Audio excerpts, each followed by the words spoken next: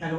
आज हम लोग चर्चा करने वाले हैं अपने इस टॉपिक पर दो आवेशित चालकों को जोड़ने पर आवेशों का जो पुनर्वितरण है उसके ऊपर हम लोग चर्चा करने वाले हैं। इससे पहले हमने संधारित्र के ऊपर जो बेसिक जानकारी थी कि संधारित्र क्या होता है, धारिता क्या होती है, उसके ऊपर हमने पहले वाले लेक्चर में चर्चा की थी।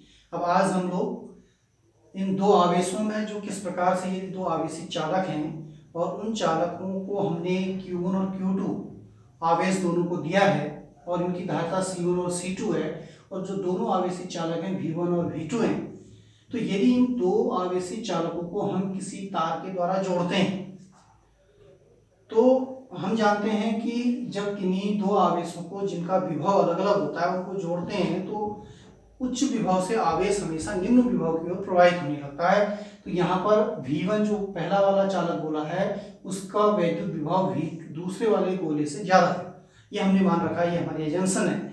तो हम जानते हैं कि आवेश का प्रवाह सदैव उच्च विभव से निम्न विभव की ओर होता है, अर्थात यहाँ पर जो विभव है वह पहले गोले से दूसरे गोले की ओर जाएगा। तो जो आवेश का प्रवाह है वो किसी गोले के आकार, गोले की मात्रा पर निर्भर नहीं करता, बल्कि आवेश का जो प्रवाह है वह विभव की मात्रा पर निर्भर करता है। और यहाँ पर विभव जो V1 है that is greater than V2, इसलिए जो आवेश का प्रवाह होगा वो पहले वाले गोले से दूसरे वाले गोले की ओर होगा। अब हम ये कैलकुलेट करना चाहते हैं कि यदि इस प्रकार से किसी पतले चालक द्वारा तार द्वारा अगर जोड़ दिया जाए जिसकी धारिता लगभग नगण्य है, तो ऐसी कंडीशन में यहाँ से यहाँ की ओर स्थानांतरित कुल आवेश की मात्रा कितनी होगी और इस दौरान जब ये तार से होकर जाएगा तो उस दौरान कुछ ऊर्जा का ह्रास होगा, वो ऊर्जा का ह्रास कितना होगा, ये दो चीजें हमने कैलकुलेट करती हैं। बीच में आवेश का प्रवाह तब तक होगा जब तक कि इन दोनों का विभव समान नहीं हो जाता, और माना इन दोनों का जो समान विभव है वो V हो जाता है। सपोज वो विभव V हो जाता है, एक इनका जो कंबाइंड विभव है V है, तो हम जानते हैं कि जो आपका V1 है,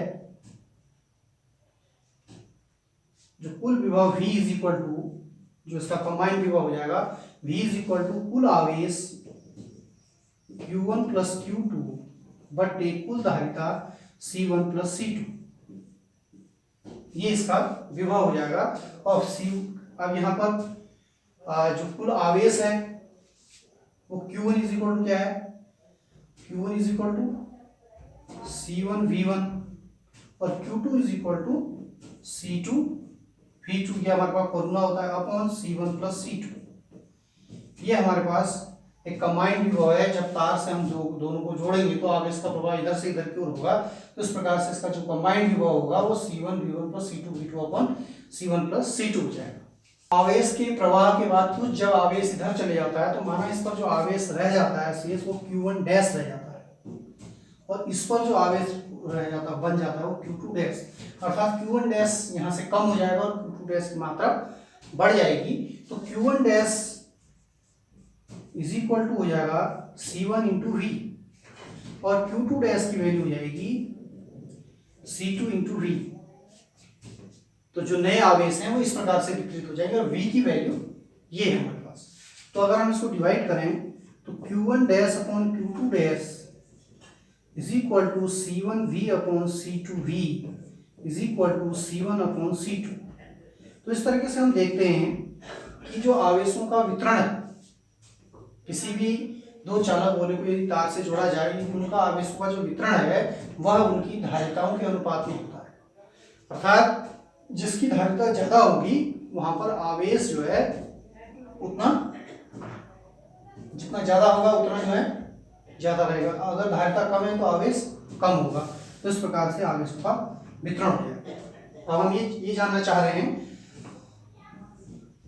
कि यहां से जो Q1 डैश और Q2 डैश है, अर्थात पहले इसमें Q1 था अब Q1 डैश हो गया, तो आवेश में जो डेल्टा Q आया, delta Q is equal to Q1 dash minus Q1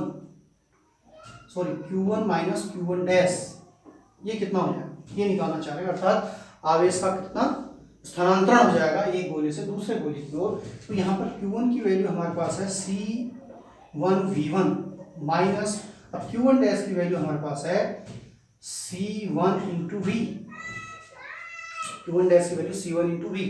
तो इस प्रकार से हम यहाँ पर देखेंगे C1 हमारे पास कॉमन है और V1 माइनस V, और V की वैल्यू हम यहाँ पर पुट कर देंगे, तो C1 into V1 minus C1 V1 plus C2 V2 upon C1 plus C2।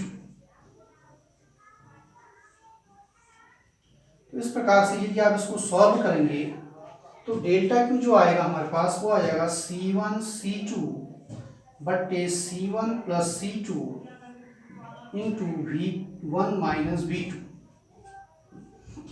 इसको डेल्टा V भी लिख सकते हैं, तो delta V Q is equal to C1 C2 upon C1 plus C2 into delta V। तो इस प्रकार से ये हमारे पास डेल्टा क्यू की वैल्यू हो जाएगी, जो कि इतनी वैल्यू यहां से स्थानांतरित इधर की होगी।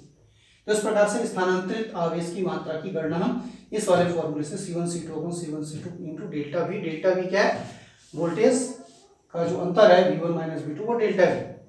तो इस वाले से इसके बाद नेक्स्ट हमने इसमें करना है ऊर्जा की हानि, अर्थात जब हम एक से दूसरे में आवेश का प्रवाह हो रहा है तो इस दौरान जो तार में आवेश ऊर्जा का ह्रास होगा, क्योंकि आवेश इस तार से होकर जाएगा तो कुछ ऊर्जा यहाँ पर खर्च होगी।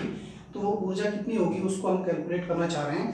तो यहाँ पर हम जानते हैं कि जो शुरू की ऊर्जा है, इससे पहले हमने स्थितिज ऊर्जा बताई थी, इसकी जो स्थितिज ऊर्जा होगी हाफ CV स्क्वायर और इसकी हाफ C1 V1 स्क्वायर होगी, उसकी कुल ऊर्जा होगी half C1 V1 square plus half C2 V2 square. ये इसकी प्रारंभिक ऊर्जा है। अब माना जब आवेश का वितरण हो जाता है तो उसके बाद जो अवशेष ऊर्जा है वो U डैश है। अब हम जानते हैं कि इसका जो टोटल विभव भी हो जा रहा है और जो टोटल इसकी कैपेसिटी है वो C1 प्लस C2 है, क्योंकि कैपेसिटी जुड़ जाएगी। तो इस तरीके से ये हो जाएगा half C1 plus C2 into V square. तो ये प्रारंभ की ऊर्जा है और ये बाद की ऊर्जा है। तो ऊर्जा का ह्रास हम जानते हैं कि ऊर्जा का ह्रास हो रहा है तो U जो है U डैश से थोड़ा ज्यादा होगा। तो इसका मतलब है कि delta U is equal to U minus U dash is equal to half C1 V1 square plus half C2 V2 square, इसमें से minus 1/2 C1 plus C2 into V। अब यहाँ पर हम V की वैल्यू रख देंगे। V की वैल्यू अगर हम पुट करेंगे तो हमारे पास जो डेल्टा U की वैल्यू आ जाएगी दैट इज हाफ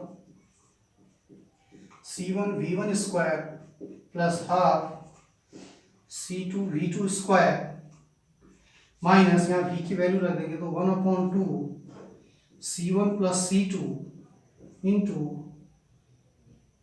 V की वैल्यू हमारे पास है C1 V1 plus C2 V2 upon C1 plus C2। तो इसको हम सॉल्व करेंगे और आप देखेंगे सॉल्व करने के बाद जो आंसर हमारे पास आएगा वो आएगा 1/2 C1 C2 upon C1 plus C2 into V1 minus V2 का होल स्क्वायर।